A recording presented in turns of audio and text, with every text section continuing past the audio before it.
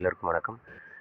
நாம் இன்னைக்கு தொடர்ச்சியாக 8ஆம் வகுப்பு அறிவியல் பகுதியில் 3ஆம் பருவத்தில் ஒளியியலும் பாடத்திலேருந்து நம்ம 4வது லெசன்லேருந்து வினாவிடை நம்ம பார்க்கலாம்.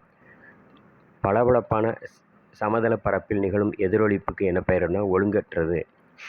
பளபளப்பான சமதள பரப்பில் நிகழும் எதிரொலிப்பு ஒழுங்கற்றது. அடுத்து படுகோணம் 40 டிகிரி எனில் அதன் எதிரொலிப்பு கோணம் 40 டிகிரி. படுகோணம் 40 டிகிரி எனில் அதன் எதிரொலிப்பு கோணம் 40 டிகிரி. அடுத்து பெரிஸ்கோப்பின் தத்துவம் என்னன்னா பன்முக எதிரொலிப்பு. பெரிஸ்கோப்பின் தத்துவம் பன்முக எதிரொலிப்பு. அடுத்து நீருள்ள முகவையில் பழம் ஒன்று சற்று பெரியதாய் தெரிய காரணம் ஒளி விலகல். நீருள்ள முகவையில் பழம் ஒன்று சற்று பெரியதாய் தெரிய காரணம் ஒளி விலகல். அடுத்து ஒளி மணியை தொட்டால் நாம் உணர்வது அதிர்வு. ஒளி மணியை தொட்டால் நாம் உணர்வு அதிர்வு. அடுத்து ஒளி வெற்றிடத்தில் பரவுமானா பரவாது. ஒளி வெற்றிடத்தில் பரவாது. அடுத்து கண்ணாடி ஒளியலையின் தத்துவம் முழு அக எதிரொலிப்பு. கண்ணாடி ஒளியலையின் தத்துவம் முழு அக எதிரொலிப்பு. அடுத்து செவியுணர் ஒளியின் அதிர்வெண் நெடுக்கம் என்னன்னா 20 ஹெர்ட்ஸ் முதல் 20,000 ஹெர்ட்ஸ் வரை. செவியுணர் ஒளியின் அதிர்வெண் நெடுக்கம் என்ன அப்படின்னா 20 ஹெர்ட்ஸ் முதல் 20,000 ஹெர்ட்ஸ் வரை. VIBGYOR என்பது என்ன அப்படின்னா 7 நிறங்களின் குறுஞ்சொல்லாகும். இது 7 நிறங்களின் குறுஞ்சொல். அடுத்து ஒளி எதிரொலிப்பு தளத்தில் படுகின்ற ஒளிக்கதிர் என்னன்னா படுகதிர். ஒளி எதிரொலிப்பு தளத்தில் படுகின்ற ஒளிக்கதிர் என்னன்னா படுகதிர். அடுத்து ஒரே சமதள ஆடியானது ஒரு பொருளுக்கு எத்தனை பிம்பத்தை தோற்றுவிக்கும் அப்படின்னா 7 பிம்பத்தை தோற்றுவிக்கும். ஒரு சமதள ஆடியானது ஒரு பொருளுக்கு எத்தனை பிம்பத்தை தோற்றுவிக்கும்னா 7 பிம்பத்தை தோற்றுவிக்கும். அடுத்து எதிரொலிப்பு தளத்தில் படுபுள்ளியின் மீது வரையப்படும் கோடு குத்துக்கோடு.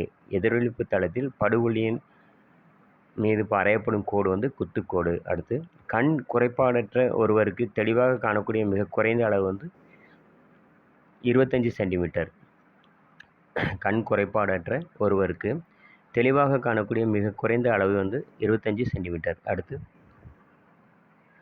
ஆண்களின் குரல் நாண்களின் நீளம் என்ன அப்படின்னா 20 மில்லிமீட்டர். ஆண்களின் குரல் நாண்களின் நீளம் 20 மில்லிமீட்டர். பெண்களின் குரல் நாண்களின் நீளம் 15.5 மில்லிமீட்டர். பெண்களின் குரல் நாண்களின் நீளம் 15.5 மில்லிமீட்டர். அடுத்து 20,000 ஹெர்ட்ஸ் அதிர்வெண் கொண்ட ஒளியின் பெயர் மியோலி.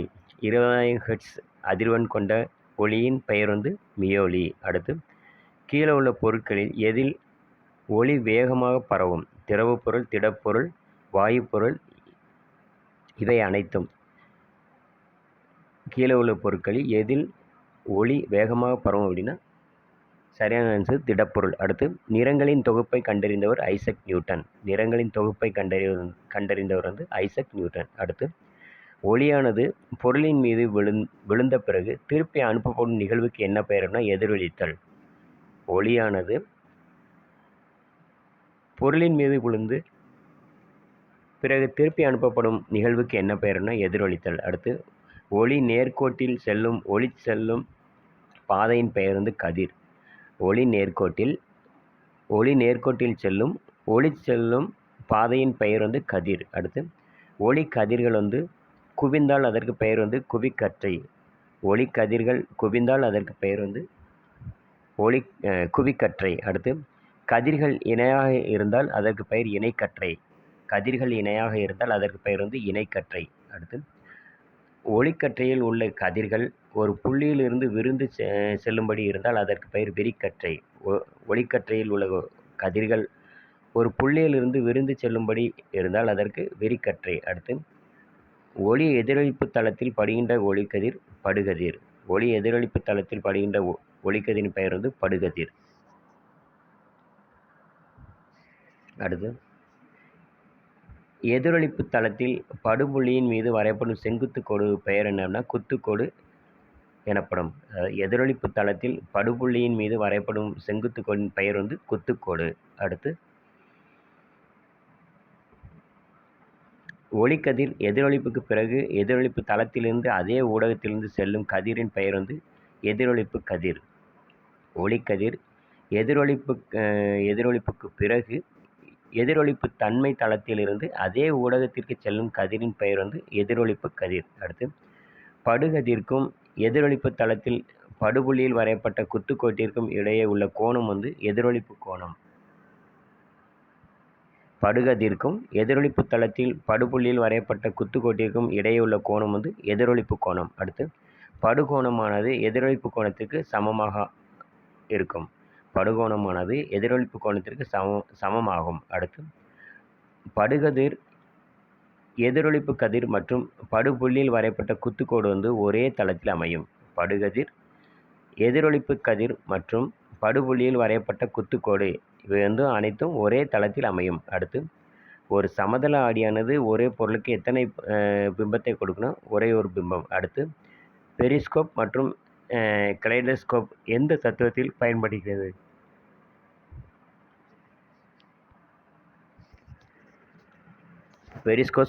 பெரிஸ்கோப் மற்றும் கலைடாஸ்கோப் எந்த தத்துவத்தில் பயன்படுகிறது? பன்முக எதிரொளிப்பு தத்துவத்தில் பயன்படுகிறது. அடுத்து ஒளி ஒரு ஊடகத்திலிருந்து மற்றொரு ஊடகத்திற்கு செல்லும்போது தனது நேர்கோட்டு பாதையை விட்டு விலகிச் செல்லும் பண்பின் பெயர் வந்து ஒளி விலகல். ஒளி ஒரு ஊடகத்திலிருந்து மற்றொரு ஊடகத்திற்கு செல்லும்போது தனது நேர்கோட்டு பாதையை விட்டு விலகிச் செல்லும் பண்பின் பெயர் வந்து ஒளி விலகல் ஆகும். அடுத்து வெள்ளொளி ஒன்று முப்பட்டகத்தின் வழியே செல்லும்போது அதன் 7 நிறங்களாக பிரியும் போது அதன் நிகழ்வுக்கு பெயர் வந்து நிறப்பிரிகை. வெள்ளொளி ஒன்று முப்பட்டகத்தின் வழியே செல்லும்போது அதன் 7 நிறங்களாக பிரியும் போது அதன் நிகழ்வுக்கு பெயர் நிறப்பிரிகை. அடுத்து ஒளி பரவுவதற்கு தேவையானது வந்து ஊடகம். ஒளி பரவுவதற்கு தேவையானது ஊடகம். அடுத்து அதிர்வடையும் பொருளின் முன்பின் இயக்கத்தின் பெயர் வந்து அலைகள். அதிர்வடையும் பொருளின் முன்பின் இயக்கத்தின் பெயர் வந்து அலைகள். அடுத்து அதிர்வடையும் பொருள் ஒரு முழு அதிர்வு அல்லது ஒரு முழு அலைவுக்கு எடுத்துக்கொள்ளும் காலம் அலைக்காலம். அதன் அலகு வந்து நொடி. அதிர்வடையும் பொருள் ஒரு முழு அதிர்வு அல்லது ஒரு முழு அலைவுக்கு எடுத்துக்கொள்ளும் காலம் அலைக்காலம். அதன் அலகு வந்து நொடி. அடுத்து கண்களோடு தொடர்பற்றதை கூறுகன்னா சிலையெறி தசைகள், விழித்திரை, வெளி லென்ஸு, நடுச்செவி. இதில் கண்களோடு தொடர்பற்ற வந்து நடுச்செவி. அடுத்து ஒளிக்கற்றையோடு பொருந்தாத ஒன்றை கூறுக. 4 ஆன்சர் கொடுத்துருக்காங்க. இணைக்கற்றை, குவிக்கற்றை, விரிகோணம், விரிகற்றை. இதில் ஒளிக்கற்றையோடு பொருந்தாத ஒன்று வந்து விரிகோணம். அடுத்து கதிர்களோடு பொருந்தாதவற்றை கூறுகன்னு கேட்டிருக்காங்க. இதில் 4 ஆன்சர் மீள்கோணம், படுகதிர், மீள்கதிர், விலகுகதிர் அப்படின்னு 4 கொடுத்துருக்காங்க. கதிர்களோடு பொருந்தாத வந்து மீள்கோணம். அடுத்து சமநிலை புள்ளியிலிருந்து அதிர்வடையும் பொருளின் பெரும் மதிப்பு வந்து வீச்சு எனப்படும். அதன் அலகு என்ன அப்படின்னா மீட்டர். சமநிலை புள்ளியில் இருந்து அதிர்வடையும் பொருளின் பெரும் மதிப்பு வந்து வீச்சு எனப்படும். அதனுடைய அலகு வந்து மீட்டர். வீடியோ முழுமையாக ஸ்கிப் பண்ணாமல் பாருங்கள். குரூப் 4 குரூப் 1 எழுத போகிற எல்லாருக்குமே பயனுள்ளதாக இருக்கும்னு நம்புகிறேன். நம்ம சேனல் பிடிச்சா மறக்காமல் சப்ஸ்கிரைப் பண்ணுங்கள். நிறைய பேருக்கு ஷேர் பண்ணி விடுங்க. லைக் பண்ணுங்கள். நாளைக்கு நம்ம தொடர்ச்சியாக அதாவது 8ஆம் வகுப்பு அறிவியல் வந்து முடிஞ்சது வினாவிடை. அடுத்து நாளையிலேருந்து 9ஆம் வகுப்பு முதல் பருவத்தில் செல்கள் அப்படிங்கிற பாடத்துலேருந்து நாளைக்கு வினாவிடை பார்க்கலாம். நன்றி.